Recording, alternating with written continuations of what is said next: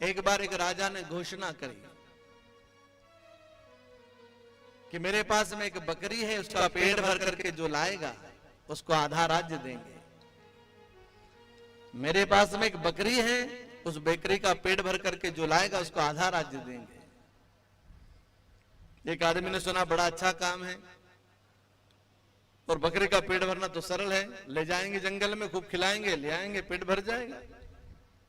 वो आदमी गया, राजा से कहा महाराज इसका पेट भर करके मैं लाऊंगा। वो बकरी को लेकर के जंगल में गया, खूब खिलाया।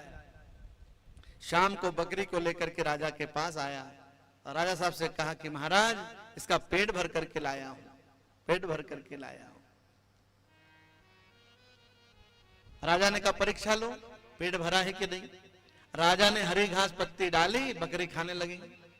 राजा ने कहा इसका पेट नहीं भरा है। दूसरा व्यक्ति आया, वो ले गया। राजा ने कहा परीक्षा करें, घास डाले तो बकरी खाने लगे। ऐसे कई लोग आए। एक सत्संगी व्यक्ति था, कथा में जाता था, गुरु के पास बैठता था, गुरु की सेवा करता था।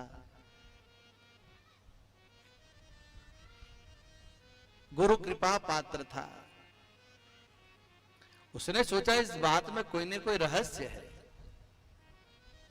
तो वो गया राजा के पास में, कहा महाराज इसका पेट भर करके मैं लाऊं। राजा ने कहा भैया बहुत लोग आए, कोई भी बकरे का पेट नहीं भर पाया। उसने कहा मैं पेट भर करके लाऊंगा।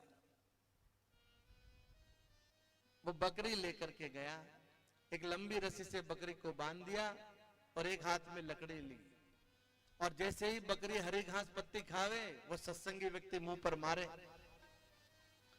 दिन भर में बकरी को विश्वास हो गया कि हरी घास पत्ती खाओ तो मुंह पर पड़ेगी। शाम को बकरी को लेकर के गया, राजा से कहा महाराज पेट भर करके लाया हूं। राजा ने कहा परीक्षा करें, और राजा ने जैसे ही हरी घास पत्ती डाली, बकरी ने पीछे मुड़ करके देखा, दादा साहब पीछे खड़े हैं, इधर खाओ तो उधर पड़े।